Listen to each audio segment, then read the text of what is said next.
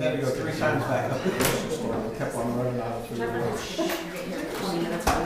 Well, my son grabbed this. We're gonna call the meeting to order and we'll start with the pledge of allegiance.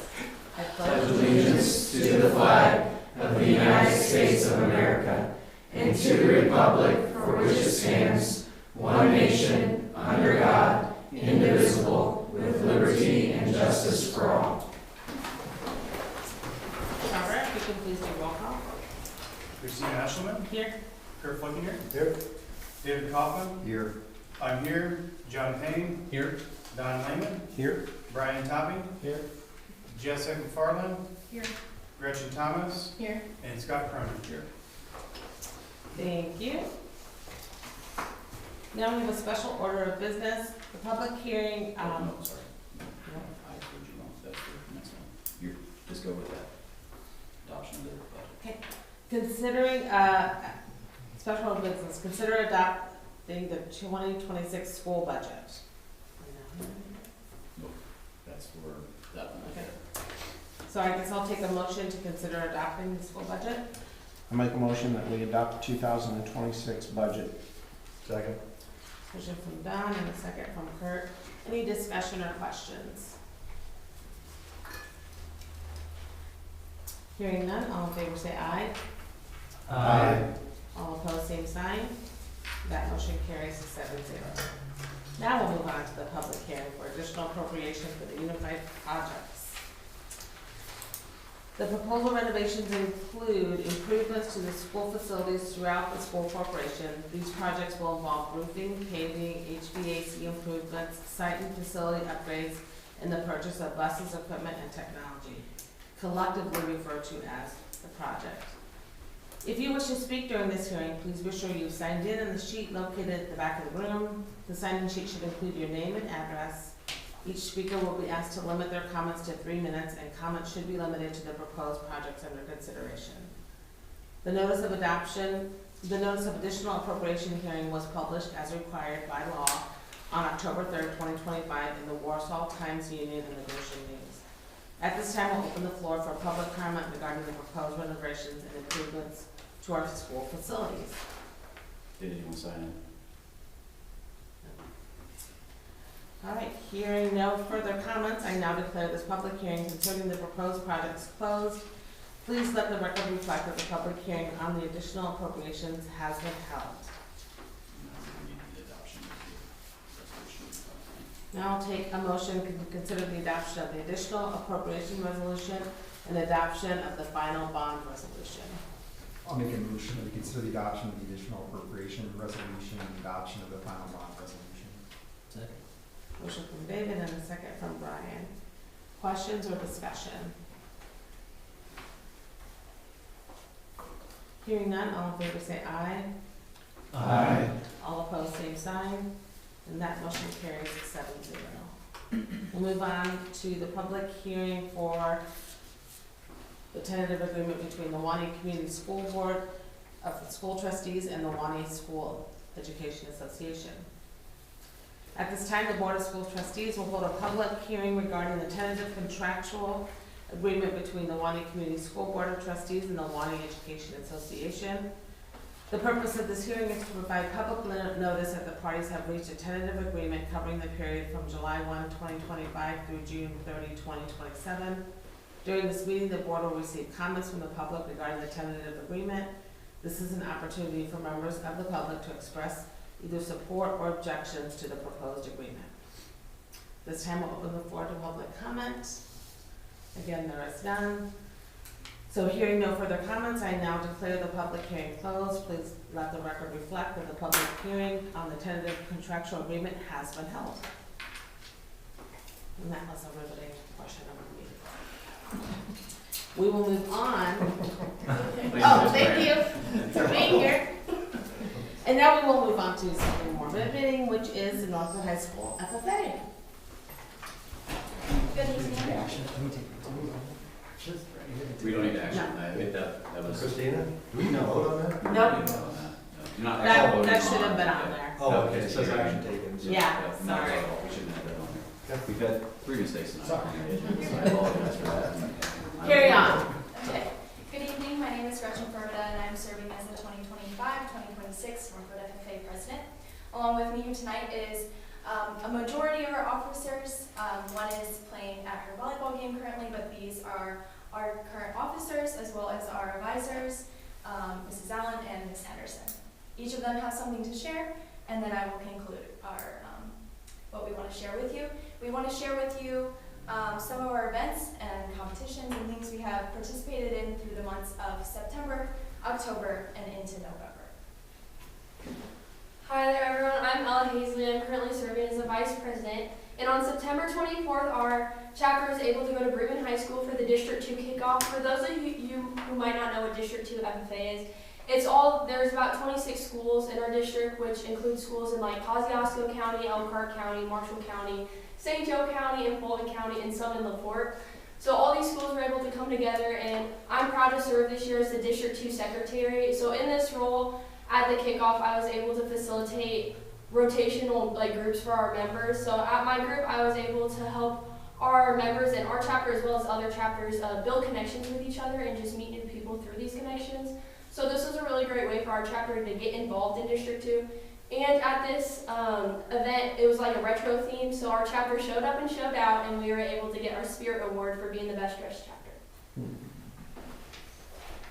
I'm Henry Pfeiffer. I'm this year's Sentinel. I will be speaking about the past Apple Festival. So on September 20th, the FFA rode in a float in the Apple Festival down through the center of town, and we passed out candy to kids along the centers of street and the centers of town. This was a good event because it got members out into the community to support the FFA and the chapter.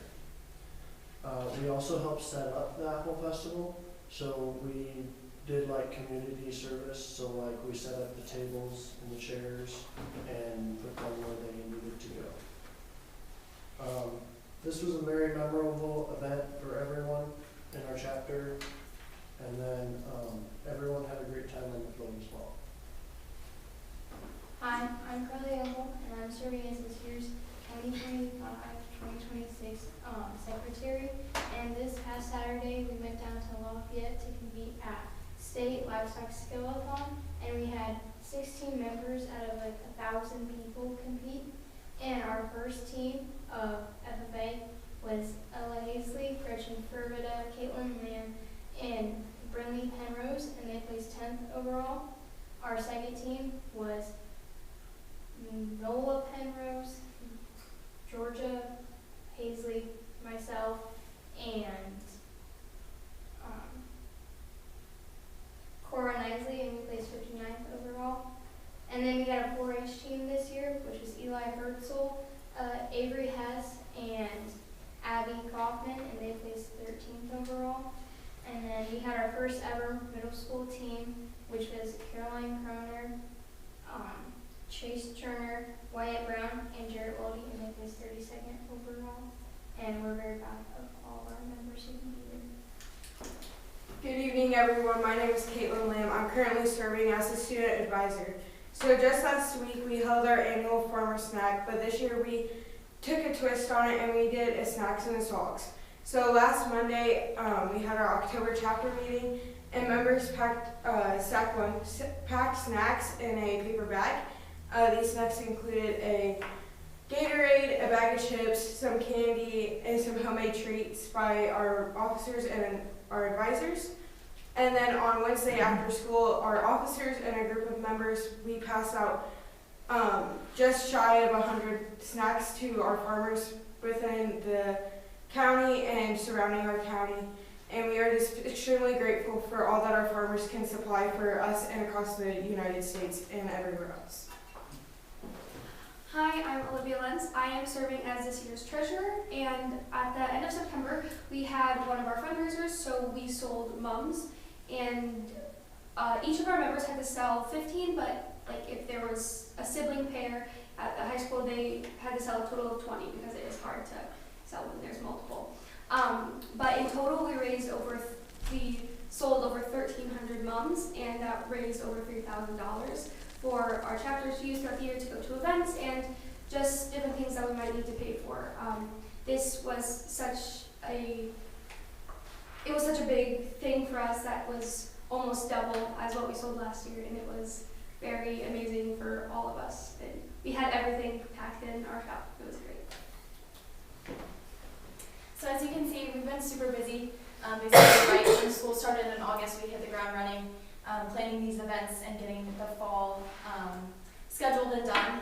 We're reaching towards the time in our chapter where things begin to mellow out a little bit right before the new year. And then when we come back from the new year, we are jam-packed and busy again. But one of our last things in October is the national convention in Indianapolis. And so 12 of our members are going to be going to this. They will miss 3 days of school to attend sessions, visit colleges, learn leadership skills, as well as participate in various activities. These members take a lot from this. We have had members come back from this, learn, figuring out, okay, I'm going to go to college here. Okay, I want to be an ag teacher because of this, or I want to do this because I learned it at national convention. So those 3 days mean a lot. They leave a big impact on us, and we're super grateful that 12 can go for the whole time, but we're even more grateful that we can take another 12 on a day trip. So 24 of our members will be attending this national convention and expo this year, and we are very excited and very thankful that we are able to take that many members. A lot of chapters are not, so it is wonderful that we can do that. And with that, that is all we have for you this evening. Thank you for your time. We really appreciate it. We love sharing with you guys. Have a good rest of your meeting. Thank you. Thanks for coming in. Thank you. You guys look nice. I love your shirts. Yeah, me too. I still consider being a teacher. I do want to say I was we go to a church in over in Millersburg, and I can't think of, there was a farmer that came up to me and said, "You guys have been awesome at the Bay chapter." So thank you guys for that. Thank you. I was curious, so I heard that we have a middle school program. Is that pretty new? And how did Caroline Carter make it on there? No, but seriously, is the middle school program new? We don't have a program, but we just have them compete in this one competition. Okay. Because we were able to. That's great. That's cool to tie in some of the kids so that they can be a pipeline for high school too. So good. But now they have asked for a livestock judging team, so I'm not sure what kind of door I opened up for these kids. They're like, okay, when can we start these practices? And I'm like, okay, we'll figure this out. And some of the high school kids said, yeah, let's do it. We'll help coach them. So That's awesome. it would be. Caroline did say it was an amazing trip, and just was in awe of the upperclassmen that went with her as well. So thank you guys for that, being a good role model as a dad. So thank you. Thanks for taking the time. I know Mondays are busy and it's been a long day for you, and we also appreciate you taking the time to update us and keep us current on what's going on. Thank you. Thank you. Thank you. Thank you for your time.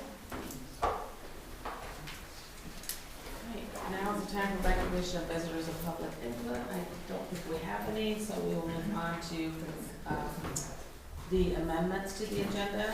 Those are listed in front of you. I'll take a motion to add the amendments. So moved. Second. Motion from Kurt, a second from Trevor. Any comments or discussion on those? Hearing none, all in favor say aye. Aye. All opposed, same sign. That motion carries 7-0. I'll take a motion for the consent items to include the amendments we just added. I make a motion that we approve the consent items along with the additional ones that we just approved. I'll second. Motion from Don and a second from David. Any questions or discussion on those? Hearing none, all in favor say aye. Aye. All opposed, same sign. That motion carries 7-0. On to action items. Action item A, consider the approval of the relay service agreement for school board Medicaid billing. And so we need to contract with the service so that we can recoup some funding from Medicaid for services that we provide to students with special needs. We've been exploring a new provider. Jacob Everett has been kind of checking out what different options are, and was really impressed. This is probably the best of them so far, and it's one of the lower cost ones right now as well. So more of the funding will come back to the school. It has been reviewed by Chris Protratz, as our attorney, and there were some tweaks that were made to it, and so we recommend approval as presented. Do you have a motion? Make a motion to approve the relay service agreement for school-based Medicaid billing. Second. Motion from John and a second from Trevor. Any questions or discussion? So what we have in the past? Claiming. So cost-wise better? Cost was initially a little bit better, but they are better at recouping more costs. They're a little more user-friendly, and so therefore, what schools are finding is that they're able to bill for more services than what Claim-Aid is.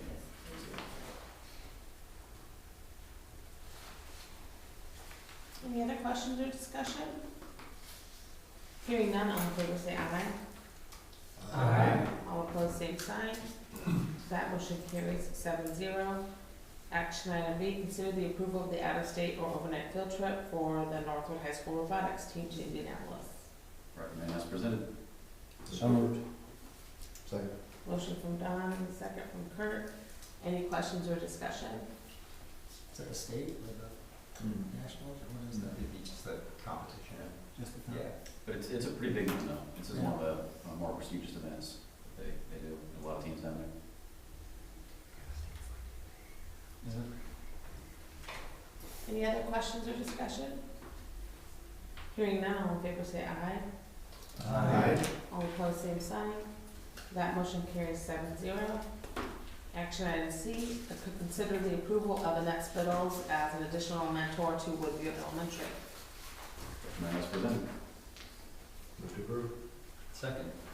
Motion from Kurt and a second from John. Any discussion or questions on that? Hearing none, all in favor say aye. Aye. All opposed, same sign. That motion carries 7-0. That's it for action items. We'll go on to enrollment. The only item is just enrollment update.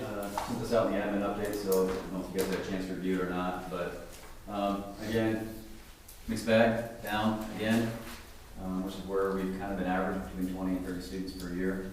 So down 34.4 students. Again, the 0.4 is because we have some students that attend on a partial schedule, and so we're able to claim the portion of the schedule that they do attend. That is up from where we had projected, but down from where we were last fall and down from where we were last spring. Any questions on that? The next slide I'm going to go to is just where our kiddos who left us, where they went. No real pattern. Out of state, out of county were kind of the biggest ones, or country.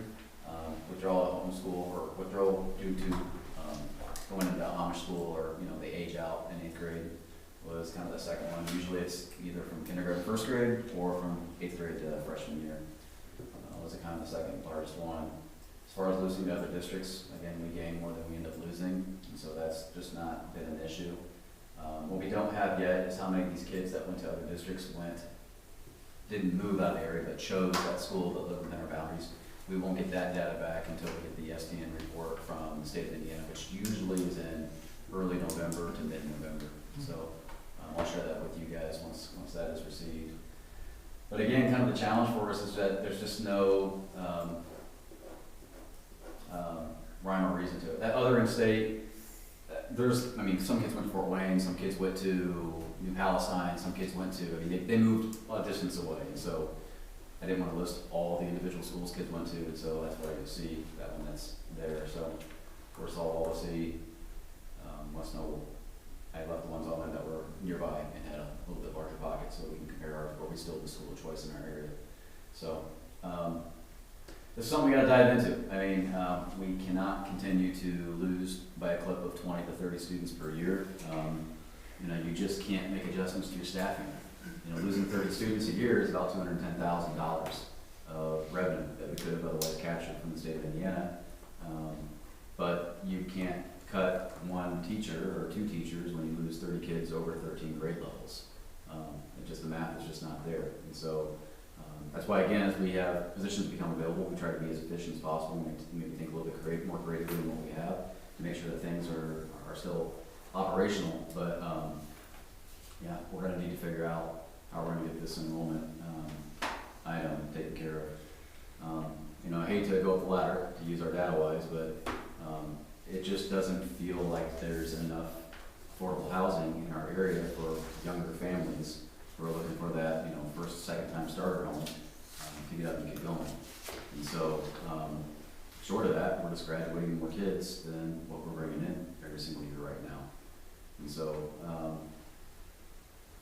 not in a good place to be in right now from an enrollment standpoint, and we've got to figure this out, whether it's partnering with city, town, to look for ways of drawing in some younger families. I think we've got a really appealing school district to people from the outside, and part of that's to our own deficit, because of the appealing school district, property values can go up, and the houses here can be similar to other areas, but, you know, be $50,000 to $100,000 more than what they are. So we'll continue to work on this. Definitely open to any ideas that you as the board have, on how we can turn around this enrollment trend. Do we have on there a number that withdrew to homeschool? Yes. Where's that at? Go up, please. Oh, transfer to private. That was the same Okay. packet. Yeah, transfer. Oh, well. I know you had that in the sheet that you sent me, Lisa. I may not have put that on there. It's not over past Triton, is it? You know, she dumped them in with the other in-state, because that seems kind of. Yeah. Let me, I will send it to you, because that's on there, but, I don't know why I didn't include that on the sheet. If you want to, actually, if you want to go to my, the folders, because I did hide the student names. Scroll down.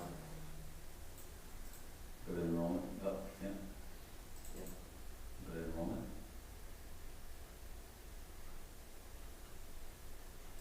Go to 2025-26. And then go to withdrawals. No, next one down. Next one down. Nope. Close that, please. All right. Scroll up. Go down. I think it's the last one. There you go. There's the homeschool. I must have missed out. So what is that? 116 to 136, so 19, 21, it should be 21. So that would have been the highest one. Oh, and then there's virtual learning. So what's the total number? You said 30, but it seems like Virtual it's more than learning's that. pretty hefty too. Yes. Another Another 28 and 31. And I just struggle. I don't want to create a virtual school. We could do it, but it feels like you're doing it just to capture enrollment. If there was a way for virtual school, I think to be a strong, powerful way of providing a means of education to students. But I'm just not, I think we've experienced that, and I hate to do it just to capture enrollment. Now, there's some schools that think differently, but I do know there's a new option called micro schools that the state of Indiana has put some weight behind, and that public schools could set up their own micro school, which would be like a homeschool type scenario where you could take a pot of kids and again provide a licensed instructor. Again, I just don't know if that's the best means of providing education as well. But that does seem to be, of all of our areas that kids are de-enrolling, it's withdrawing due to homeschool and withdrawing due to the virtual programming. And do we know how many homeschoolers came back into school this year? Because I know there were a number of those as well. There were a number, but I didn't prepare it for this one. But we can get that. I'll get that one. Thank you. And I'm assuming this is just like, rural Indiana trend. Not that that's, we want to buck the trend, I know, but this has got to be consistent among almost all public schools in rural Indiana. It is. Across the state of Indiana, most enrollments are going down. Where you're seeing growth is kind of the donut area around Indianapolis. And there are a few, outliers in, the region area there as well, where suburbs of Chicago where things are growing. But by and large, most of the school districts are losing students.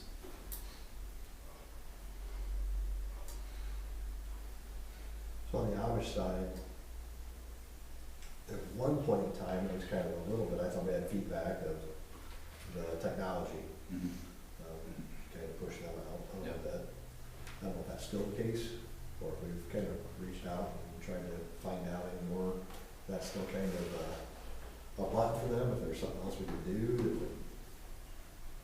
I know following COVID, I had a couple of meetings with some Amish bishops, and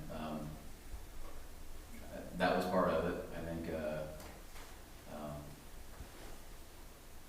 you know, just kind of the uncertainty of where things were going to go outside of COVID. I think there were a lot of rumors about what would potentially be required of schools, and so I think that. But I think once you start building schools, though, that's kind of a huge, heavy investment. And that's definitely what we saw. I know John Dockery alone said he had 3 honor schools that kind of popped up within, you know, 5-mile radius of his home. So it just became a lot more accessible. And we're still kind of feeling that. And so when you got people that live within our community that are electing to do that option, and there's not enough affordable housing for new folks to come in, that's our challenge. So with the private, one count, there's a school in Wa-Nee. Those are, yep. That new one that's right off 19, we did it. How many? 2. Westbrook or Waterbrook or something like that. Yeah, something like that. Because I didn't know what it was, and so I Googled it, and I thought, Oh. well, Yeah. in that old restaurant. Mhm. We went to-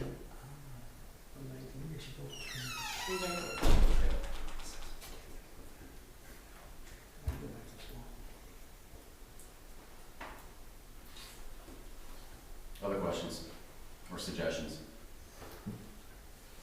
How many, do we have the number, you say you have numbers, that came into district? Like, I can work with Sharon. Yeah, again. we get those numbers, yeah. be interesting to see how that compares with what, like who went to this school, how many we got from that school. Yeah. I do know we broke another record as far as out-of-district transfers that came in. Again, I think our previous record was 350, and I think we had eclipsed that already by Yeah, mid-July. mid-July. Yeah, I think, was it over 400? I don't want to give a wrong number. Yeah, I don't know. I've already messed up on the table, but I will get you those figures. But I do know we broke another record as far as out-of-district enrollment. We just don't know exactly how many of these kids that went to another school were within district, so. We could, take a look at Raymond's playbook and send 2 buses to Meyer, 331 to bypass, they got 2 buses there now. Yeah, It was from Penn District to Raymond. it is just a slippery slope. It's a slippery slope. Just kidding. No, trust me, I mean, those are some things where it's like, you know what, I know some people that do that just because they have that yeah, transportation. What's the law on it? there is no law on it. Transportation. Yep, there is no law on it. You know, the only thing that you do though is you start creating, you start taxing your transportation department, on that, which we can do. We've got a great transportation team. Actually, Amy and I had some conversations about if we were to station in a couple of locations where we already have a large pocket of students that are there. Downside to it is we have walk zones in our district right now, and so you got folks who pay local property taxes who we're not providing busing services to, but we'll send a bus outside of our district to pick up kids whose families don't pay property taxes in the district, and so, you know, that's one thing you gotta kind of have to weigh, and you gotta have that conversation with folks of, well, this is why we're doing it, you know, because it's bringing in additional revenue for all kids and all families, but it's, and then of course there's that collegiality that you have amongst superintendents and school systems that, you know, we're sharing resources, we're sharing, you know, services and things of that nature, and I will say that is kind of driving a flag into the sand saying, you know, we're gonna come after you, in which case you can't really blame other school districts that would do the same thing then.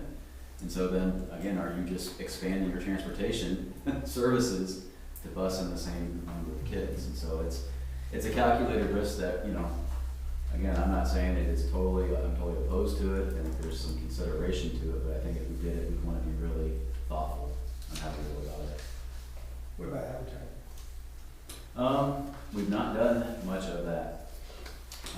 And I just, But every other month, I mean, if it was my business, I'd be like, well, hey, people don't know, but they don't know.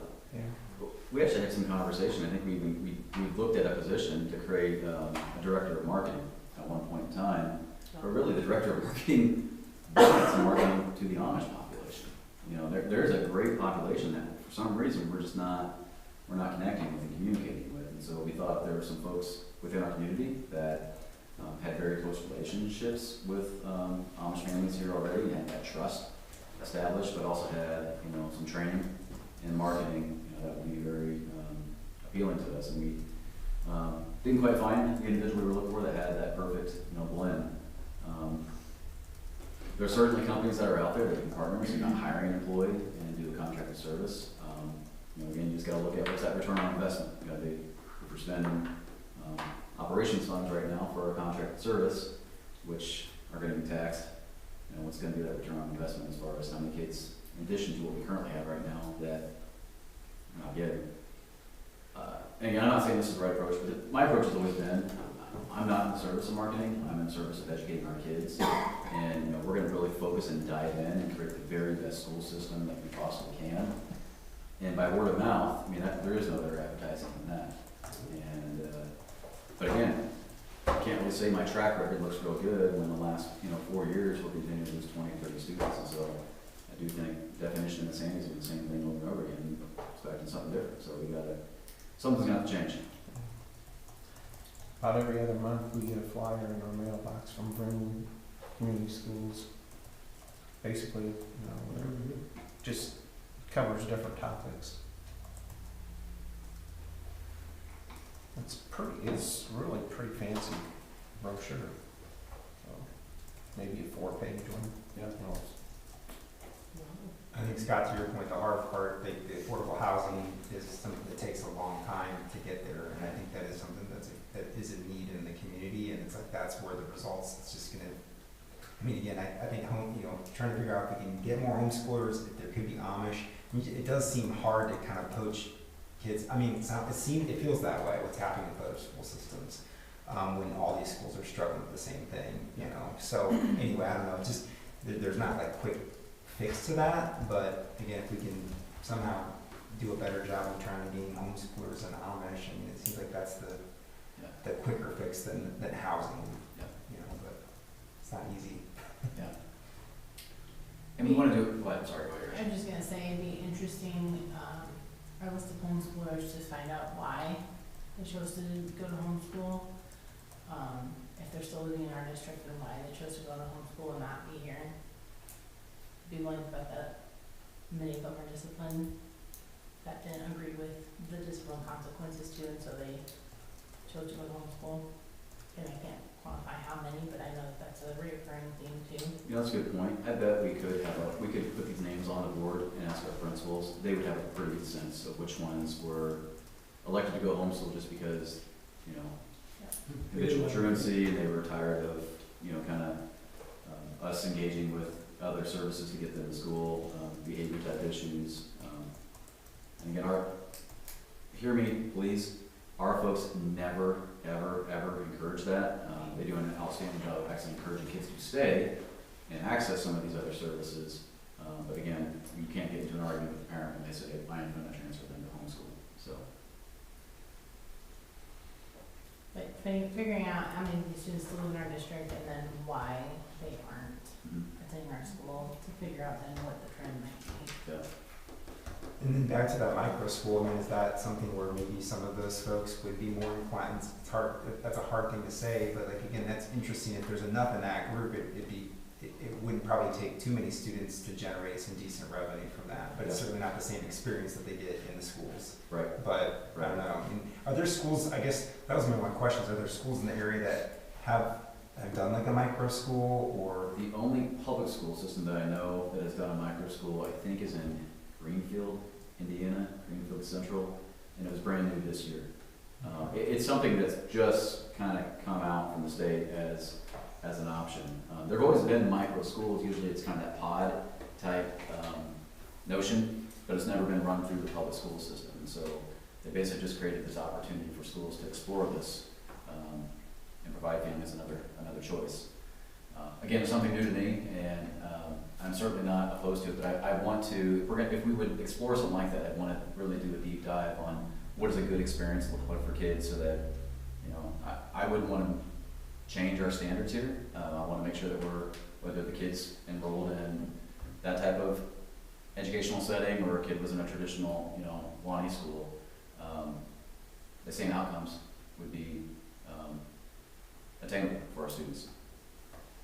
And again, with that kind of being a different, you know, being a pod with a 5th grader, a kindergartner, and 2 3rd graders, you know, with 1 teacher there, there's just a lot of needs. And so we want to make sure that we can figure out how best to support them.